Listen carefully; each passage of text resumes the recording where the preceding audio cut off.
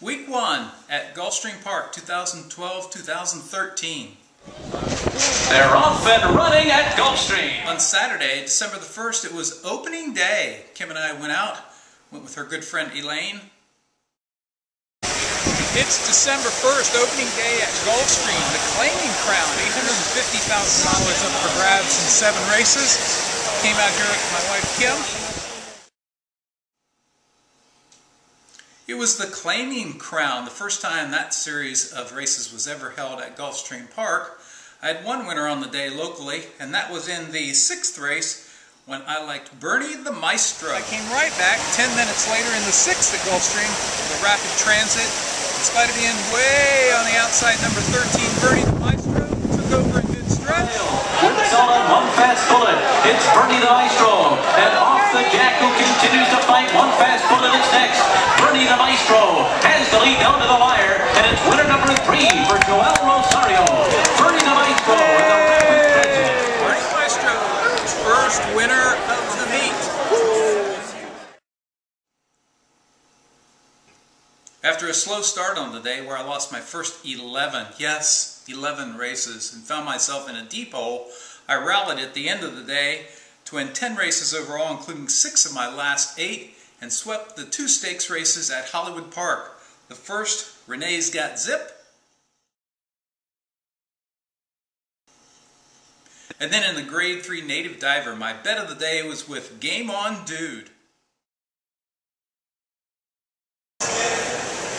Game On Dude, best of the day in the Grade 3 Native Diver, 50 to win.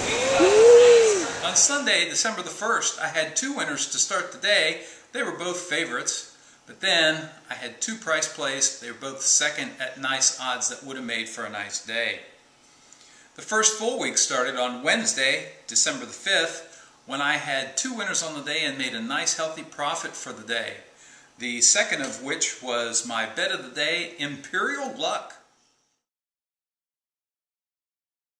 On Thursday, December the 6th, it was a nice day and I decided to head down to Gulfstream for the first 4 races because I had selections in the first 4 before passing some races later in the card, and I got to see my bet of the day, Gradar, score. Inside, and Tiz Yankee switches to the outside, but Gradar has the lead as they come down to the wire. And Gradar and Edgar Prado pull away in the gap to beat Tiz Yankee. Third is Gradar, today's best of the day, 1/100th off the track record. Ironically, I was here several years ago to see commentators set that record. 20 to win. Woo! After going winless on Friday, December the 7th, I was 0 for 4. Saturday's card featured the Grade 3 Sugar Swirl, the first of the graded stakes of the Gulfstream meet, and it featured my bet of the day.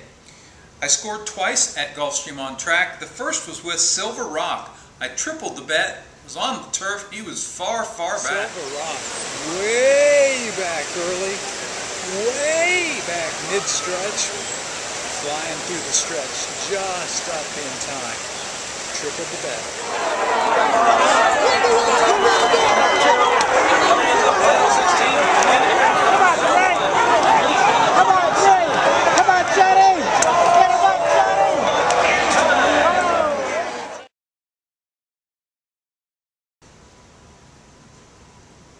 But then my bet of the day came in the featured Grade 3 Sugar Swirl, where I had liked Dust and Diamonds coming out of a good second place finish in the Breeders' Cup when we were there at Santa Anita Park, behind the ultra-talented Groupie Dog.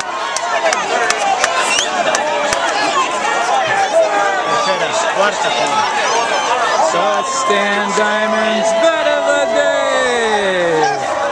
Dust and Diamonds, bet of the day. How'd they let that filly go off at 1 to 2? Woo, yeah. 50 to win. I had posted on Facebook before I went out Saturday 5 best bets of the day, and I scored with 3 of them. Sunday, December the 9th, I played online. It was the last day of the racing week. I had 6 selections on the day, and I had high hopes to bounce back from Saturday's performance. In the first race, I was closing like a freight train at 9 to 1, second in a photo. Then in the second race, I was clear on the lead in the stretch, nailed on the wire, second in a photo finish.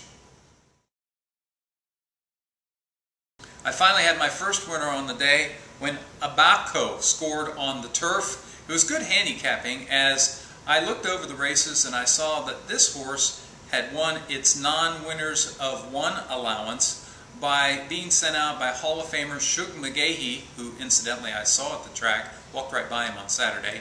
Anyway, he scored, earning a Beyer of 86. He came back in his next race and he had two workouts. The first was a 4 furlong workout in about 50 seconds.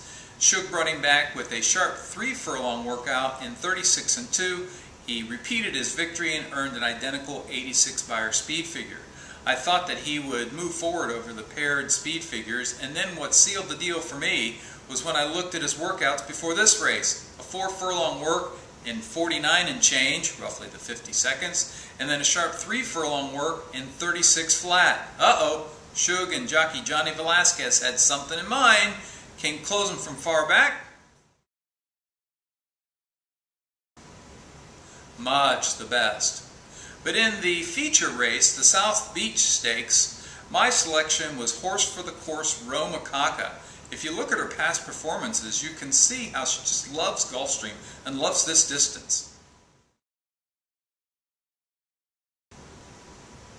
She's a multiple graded stakes winner, and you would think that she would be the odds-on favorite. So as I booted up the replay, I was so surprised to see her go off at 3-1.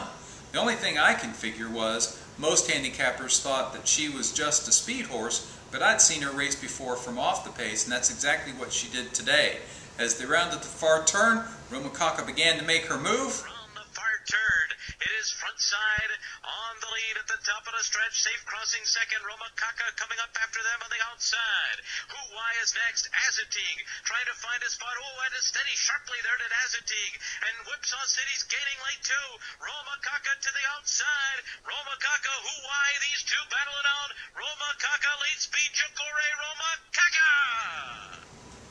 Oh, that was nice. And she paid $8.40. I tripled the bet as my bet of the day. Got back over $60.